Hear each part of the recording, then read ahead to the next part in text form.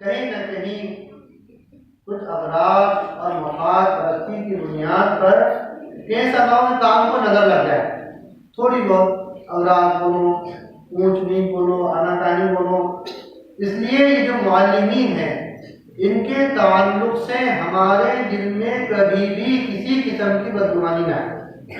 کبھی بھی کسی قسم کی بدگمانی بھی نہ ہو، اور یہ بھی نہ ہو کہ یہ جو معلمین ہیں جو محنت کر رہے ہیں نعوذ باللہ جنا کافی ہے یا اور ساری جو باتیں ہوتی ہیں، بلکہ ہم ان کو ایسے جھیلیں کہ دوستو یہ یہاں پر ایسے جم جائیں کہ یہاں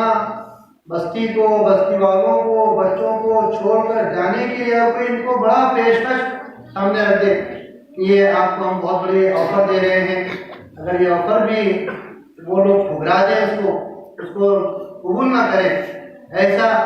ہمیں ان کو لے کر چلنا ہے انشاءاللہ۔ ہمیں کوئی کسی کی بات دل پر گرا گزرتی ہے، کسی معلم کی، کسی کی، تو اس کو دل پر لے کر بیٹھ نہیں جانا ہے، پھر دل پر لے کے بیٹھے اس کو اور میرے کچھ بولے، میرے کو نشانہ کر دی، نہیں، کوئی کسی شخصیت کو نہیں کہتا ہے، بلکہ قرآن اور حدیث کی بات جو ہوتی ہے وہ سب کے لیے ہوتی ہے، اس کے لیے سب کے لیے ہوتی ہے۔ ہاں علاج اس کا ہوتا ہے جو بیمار ہوتا ہے، دوا سب کے لیے ہوتی ہے، علاج اس کا ہوتا ہے جس کو زخم ہوتا ہے، جس کے اندر بیماری ہوتی ہے، جس میں کوئی مرض ہوتا ہے، اس کو جا کر دوا لگ جاتی ہے، پھر وہ دوا لگ گئی تو اس کی شفا ہو جاتی ہے۔ تو اس لیے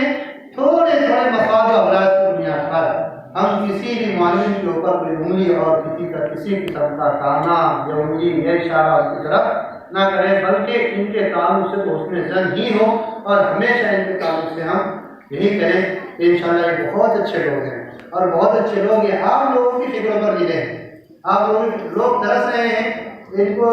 ہمارے بستی اعلی قوم کے اندر جو معلمین پہنچے ہوئے ہیں ان کے اور آپ کی بستی کے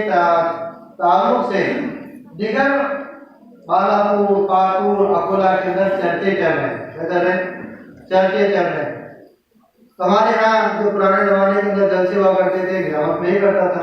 تو اس کے اندر ہم یہ بھی کہتے تھے کہ ساتھی بچے پروگرام پیش کرتے تھے تو ہم جو شعر کہا کرتے تھے کہ نہیں اقبال نا امید اپنی پشت ویراں سے، نہیں اقبال نا امید اپنے پشت ویراں سے، ذرا نم ہو تو یہ مٹی بہت زرخیز ہے ساتھی، ذرا نم ہو تو مٹی تو بہت زرخیز ہے، بس تھوڑا پانی کی چھڑکنے کی ضرورت تھی۔ ماشاءاللہ ان معلموں اور ذمہ داروں کی محنتوں اور والدین، سرپرستوں اور بستی والوں کے تمام کے تعاون سے یہ کام وجود میں آیا ہے۔ تو میرے بھائی اس پر مطمئن ہونے کی ضرورت نہیں، بزرگ بھائی، ابھی ہمارے بستی کے اندر صرف 350 بچے نہیں ہیں، 350 بچے ہیں، 350 بچے نہیں ہیں، بلکہ اور بھی بہت سارے بچے ہماری بستی کے اندر رہتے ہیں۔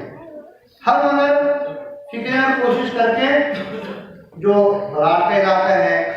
وہاں پر بھی منظم کرنے کی کوشش کریں، حافظ زبیر صاحب کی سرپرستی کے لیے ان لوگوں کو آمادہ کریں کہ حافظ زبیر صاحب کی سرپرستی ہے۔ حافظ زبیر صاحب اگرچہ ابھی نوجوان لڑکے ہیں، نوعمر ہیں،